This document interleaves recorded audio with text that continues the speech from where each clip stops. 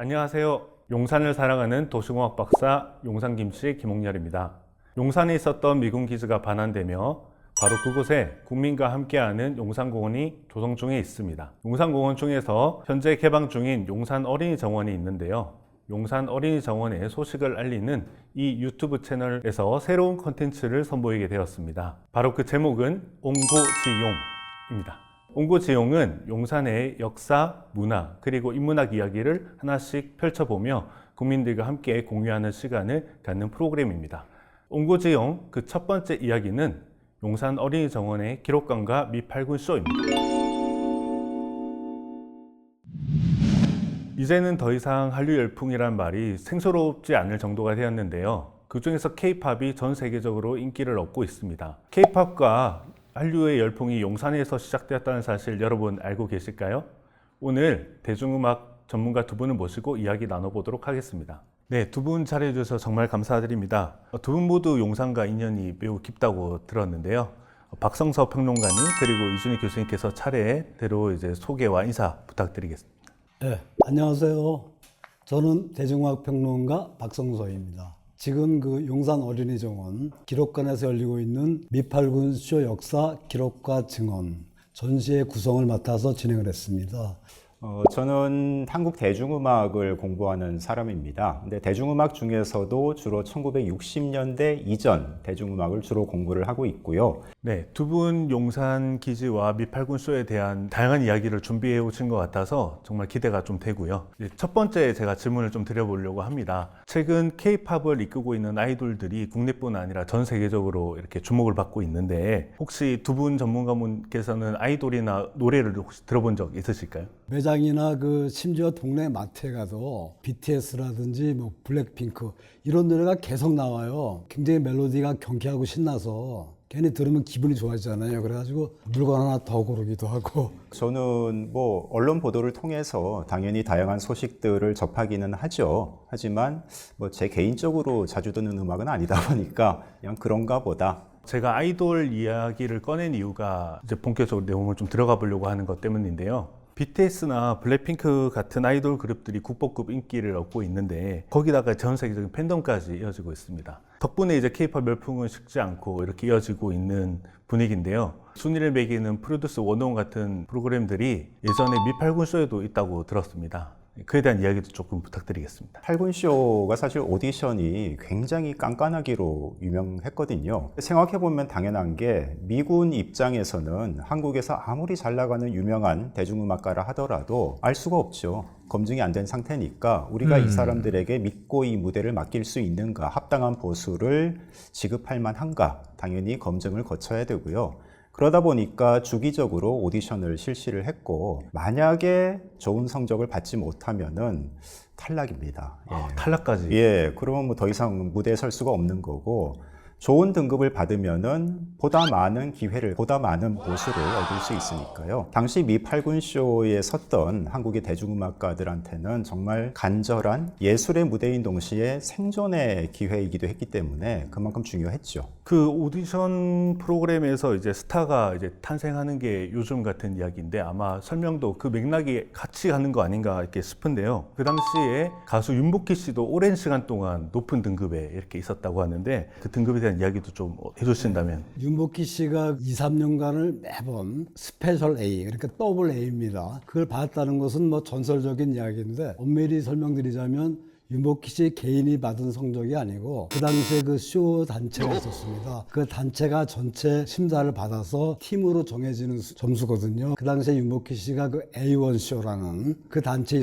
있는 가수 중에 한 명이었죠. 조금 전에도 얘기가 나왔지만 오디션 등급에 따라서 출연 무대가 다르고 출연료가 다르고 그렇기 때문에 이들에게는 정말 실전을 불사하는 오디션 현장이었고요. 이 오디션이라는 제도가 그 미팔군 쇼를 실력있게 만드는 어떤 힘의 원천이었죠. 그런 미팔군 쇼단의 무대는 어떤 레퍼토리로 구성되고 이루어졌는지도 좀 궁금해지는데요. 뭐 요즘도 쇼 하면은 굉장히 다양한 구성 요소들이 등장을 하거든요. 단순히 뭐 가수가 노래만 하는 게 아니라 밴드도 있어야 되고 또 춤도 춰야 되고 가무를 중심으로 하는 그런 프로그램으로 꾸며졌다고 보시면 될 것 같고요. 특히 이제 연주는 가사가 없으니까 언어 문제가 없지만은 노래 같은 경우에는 미군들 앞에서 한국어로 노래를 하면 그건 좀 곤란하지 않습니까? 알아들을 수 있어야 되니까 결국은 소비자인 쇼의 수용자인 미군들의 취향, 미군들의 필요 여기에 적극적으로 맞춰주는 프로그램이었다 이렇게 보면 됩니다. 공연을 이제 주기적으로 이렇게 해야 되다 보니까 어떻게 보면 자격 시험처럼 그렇게 이루어졌던 게 조금 전에 설명해 주셨던 등급이라든지 오디션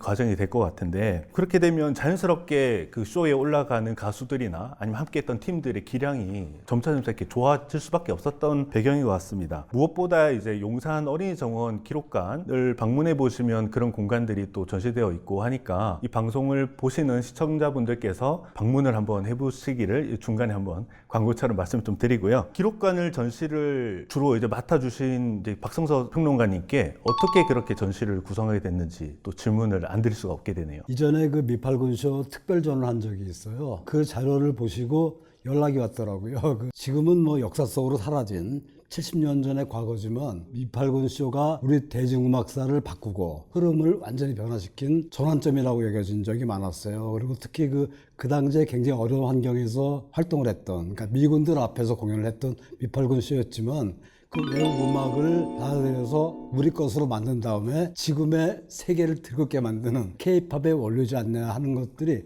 많은 사람들이 좀 보고 느꼈으면 좋겠다. 이런 생각을 했기 때문에 용산 어린이정원 이제 전시관에 가보면 공간이 세 군데로 좀 이게 구분되어서 좀 볼 수 있을 것 같은데 먼저 이제 미팔군 쇼의 무대 같은 전시를 해놓은 곳이 하나 있고 LP판 이렇게 그 당시에 앨범을 볼 수 있는 전시 부스의 한 켠도 있고 마지막에 그걸 들어볼 수 있는 LP판을 직접 볼 수 있는 그런 전시가 되어 있는데 보고 듣고 느끼는 그런 전시관인 것 같습니다. 많은 미팔군 출신 가수들이 있는데 그들이 이후에 발매한 그 음반들을 전시해 놓으면서 이들이 그 당시에 어떤 활동을 했고 또 어떤 그 창법과 기법으로 연주했는지 많은 그 미팔군 쇼의 스타들 김시스터즈라든지 뭐 한명숙, 패티김, 현미, 윤복희, 키보이스 더 할까요? 네. 키보이스, 히식스 굉장히 여기서는. 많습니다.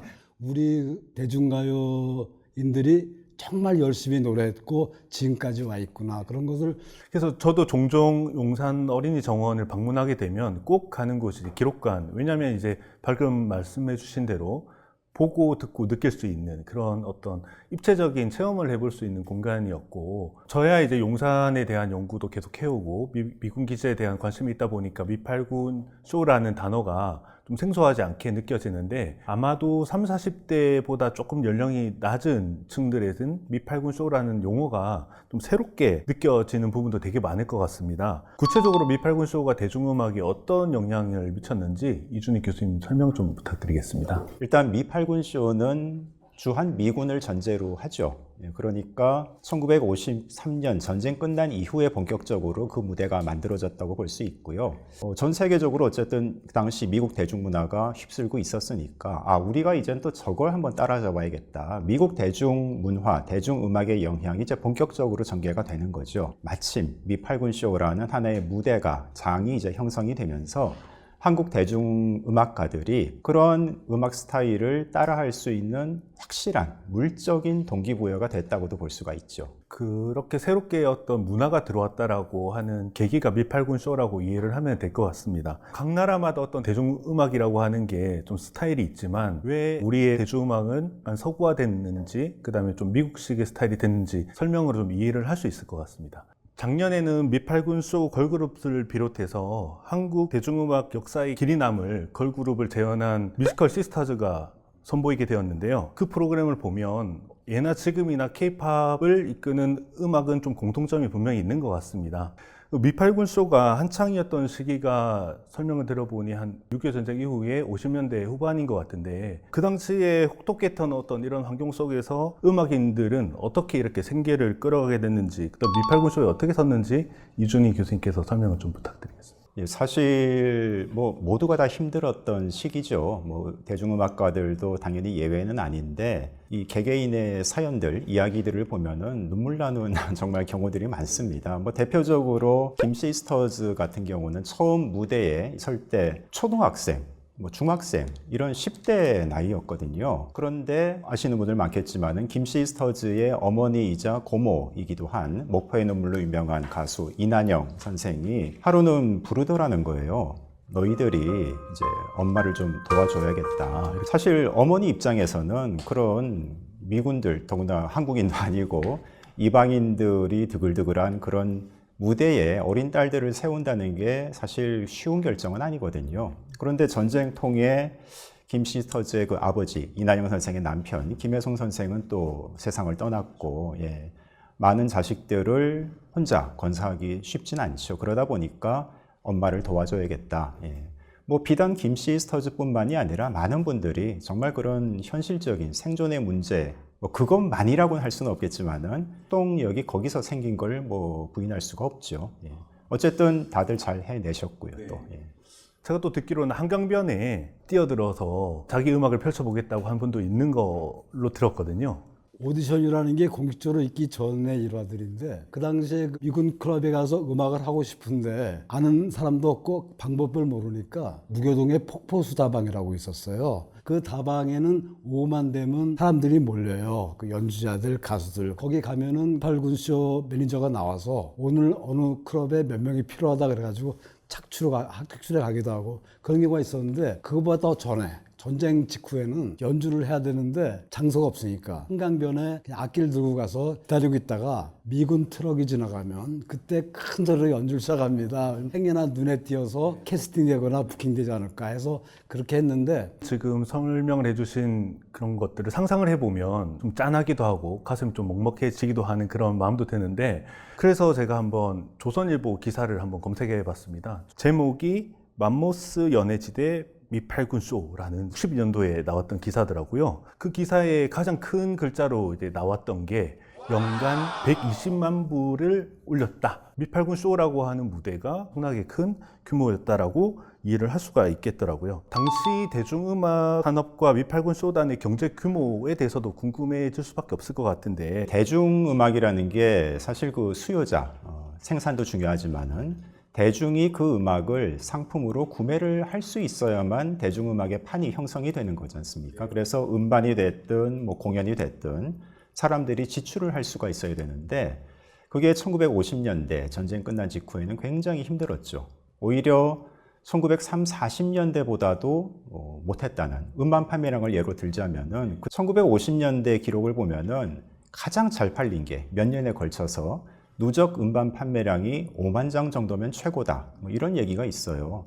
그만큼 힘들었던 시기이기 때문에 오늘날 뭐 한국 대중음악의 이 성장한 규모와 비교를 하자면은 정말 그러고도 먹고 살았나 싶을 정도로, 예. 그렇지만 그런 상황 속에서도 미팔군 쇼라는 것이 무대가 마침 만들어졌기 때문에 대중음악가들이 그런 현실에 좌절하지 않고 그래도 꾸준히 활동을 이어갈 수 있었고 그런 고비를 넘긴 뒤에 1960년대가 되면은 대중음악의 어떤 물줄기를 바꿀 만큼 힘을 또 발휘하게 됩니다.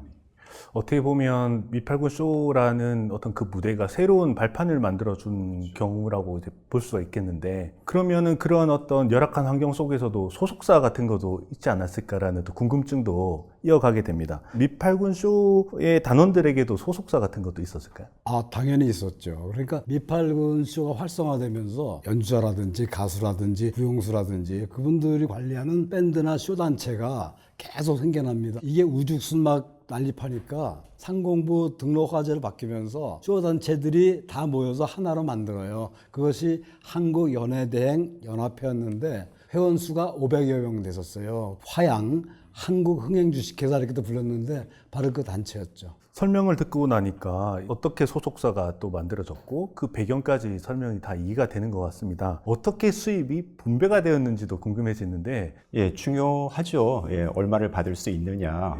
다 같이 쇼를 구성하고 이제 연주를 하고 하긴 했지만은 그 내에서도 역할에 따른 차이가 분명히 있거든요. 뭐 밴드 마스터는 당연히 좀 더 받으셨겠죠. 예, 그런 차이는 있는데 여기서 이제 가장 중요한 거는 그렇게 좀 이리 빠지고 저리 빠진다 하더라도 대중음악가들이 실제 받는 수익이 당시 일반적인 대한민국 국민의 소득과 비교하면은 굉장히 높은 수준이었다는 겁니다. 정확하게 액수로는 말씀해 주시지 않았지만 그 어려운 경제 속에서 또 혹독한 환경을 뚫고 올라서는 무대인 만큼 얻는 것도 많았다고 이렇게 보여지는 것 같은데 미팔군 쇼에 올라갔던 가수들이 한국 대중음악으로 어떻게 또 진출하게 되었는지도 궁금해집니다. 미팔군수에 활동하던 그룹은 한 달 스케줄표가 있어요. 1년 360일 매일 공연하는 게 아니에요. 그러니까 공연 안 할 때는 뭐 국내 공연도 하고 음반 취입도 하고 TV에 출연도 합니다. 그러면서 점점 국내 가요에 나오게 되는 건데 그 당시에 그 한명숙 씨의 노란사스 사나이 아마 지금 분들도 많이 알 것 같은데 이 노래가 그 당시에 엄청나게 히트를 했어요. 이 노래가 빅히트한 계기로 많은 미팔군쇼 가수들 현미라든지 최준 씨라든지 이금희 씨 이런 가수들이 대거 국내 무대에 진입하게 됩니다. 노란사스의 사나이가 얼마나 히트했냐면 애국가보다 많이 부르셨다 이렇게 말할 정도고 길을 지나가는데 노란사스가 사나이가 나와요. 그러니까 한 외국인이 갑자기 부동자세로 멈추더래요. 우리나라 애국가인 줄 알고. 그 정도로 이 노래가 크게 히트하면서 현해탄 건너 일본과 그리고 동남아를 강타합니다. 어떻게 보면 이제 미팔군 쇼의 무대가 조금 축소되는 경우 아니면 공연이 없는 경우에 이렇게 가수들이 또 대중음악을 또 펼치는 그런 계기가 되었다. 이렇게 또 정리를 할 수 있을 것 같습니다. 이준희 교수님께서 조금 더 설명을 해주신다면. 예, 이 노란 샤스의 사나이는 그야말로 1961년에 공전의 히트를 기록한 곡인데 그 손석구 선생이 작사 작곡을 하셨거든요. 손석구 선생도 조금 거슬러 올라가면은 그 KPK 악단 소속으로 활동할 때 미팔군 쇼는 아니지만 그 전 단계에 미군 대상 공연을 한 적이 있으시다고 해요. 그런 경험이 아마 토대가 됐겠죠. 그래서 이제 50년대 중반부터 트로트와는 조금 다른 뭔가 좀 미국적인 냄새가 물씬 나는 그런 노래들을 꾸준히 발표를 했습니다. 근데 그게 그 당시에 주류는 아니었는데 1960년대로 넘어오면서 이 컨츄리풍의 이 노란 샤스의 사나이가 크게 히트를 하면서 본격적인 손석구의 시대가 또 열리게 된 거죠. 가수 한명숙의 시대가 열리는 동시에 손석구의 시대가 열리는 거죠. 말씀해 주신 노란 샤스의 사나이는 저도 알고 어렸을 때 많이 불렀던 것 같습니다. 이 노래가 설명해 주신 바와 같이 일본, 동남아, 전 세계적으로 펼쳐나가는 그 경로가 오늘날 이제 케이팝이 또 이렇게 전 세계적으로 펼쳐가는 경로가 좀 비슷하지 않나라는 생각이 드는데 오히려 미국으로 넘어가게 된 어떤 가수나 그런 경우는 없었을까요? 외국으로 진출한 최초의 걸그룹이죠. 3인조 김시스터즈. 당시에 그 10대들이었습니다. 무려 27가지 악기를 다룰 정도로 정말 대단한 실력이 있는 그런 팀이었죠. 59년도에 라스베가스 진출한 이후에 미국 최고의 TV 프로입니다. 에드 설리반 쇼. 그 프로에 한 번만 나가도 세계 스타가 되는데 비틀즈가 그 프로그램에 출연하면서 전 세계적으로 벼락스타가 됐거든요. 그 비틀즈보다 많은 무려 22번을 출연했습니다. 김시스터즈가 어떻게 보면 지금의 BTS나 블랙핑크 같은 그런 어떤 아이돌 그룹과 견줄 수도 있을 것 같다는 생각도 두 좋습니다. 팀을 합쳐야죠.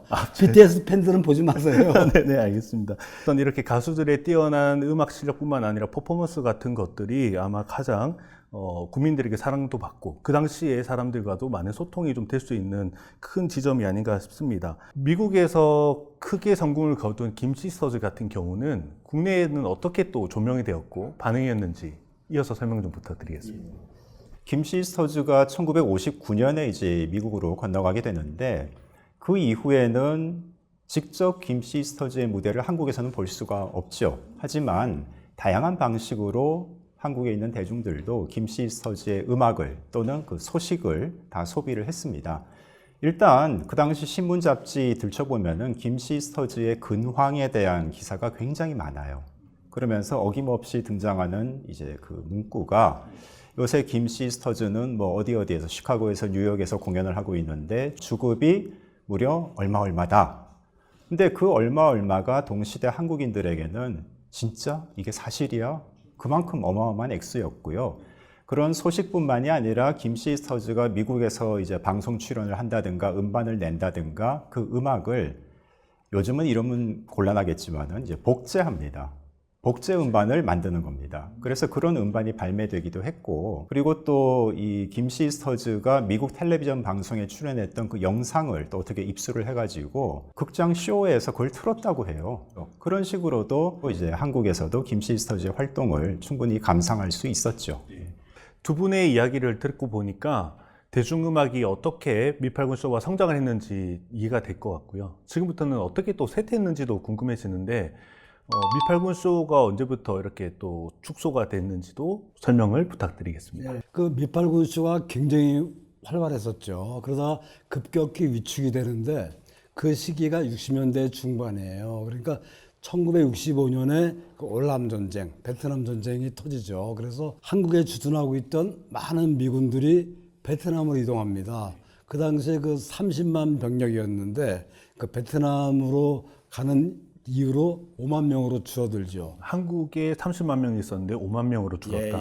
그 따라서 그 미팔군 쇼도 급격히 위축이 되는데 그러다 보니까 한국 연예인들이 아예 미군을 따라 올람으로 가거나 아니면 그 국내 무대로 나와서 이제 작곡이라든가 연주라든가 이런 걸 하게 됐죠. 미팔군 쇼가 한창 호황을 누리던 뭐 60년대 초 정도라고 할까요? 그 당시가 한국 대중음악에서 여러 가지 측면에서 일대 전환기였습니다. 뭐 매체의 전환도 있고 인적 교체도 있었고 그리고 또 음악 스타일의 변화 이런 게 있는데 팔군 쇼는 미국의 최신 유행을 굉장히 민감하게 받아들이잖아요. 그러니까 50년대 미국에서 이제 락앤롤 이런 것들이 새롭게 일어나면서 미팔군 쇼도 빠르게 흡수를 하고 그것이 조금씩 일반 대중들한테도 이제 전파가 됩니다. 1960년대 초가 되면은 그 이전에는 이제 이른바 트로트가 주류였다면은 60년대 들어서면서 이른바 팝 그리고 뒤를 이어서 이런 락 이런 것들이 한국 대중음악에서 지분을 조금씩 이제 넓혀가기 시작을 하는 거죠. 그리고 거기다가 말씀해 주신 것처럼 베트남 전쟁 때문에 이제 많은 미팔군 쇼 음악인들이 일반 무대로 나오게 되면서 이제 본격적으로 그런 변화의 흐름이 더 빨라지게 됩니다.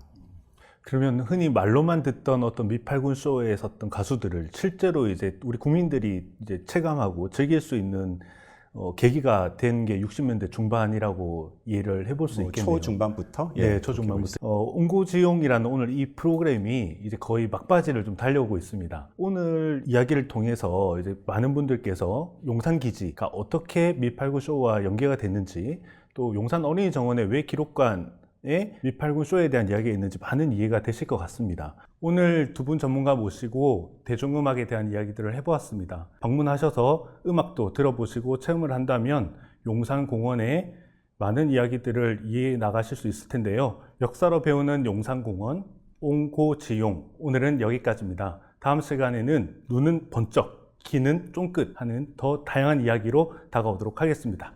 감사합니다.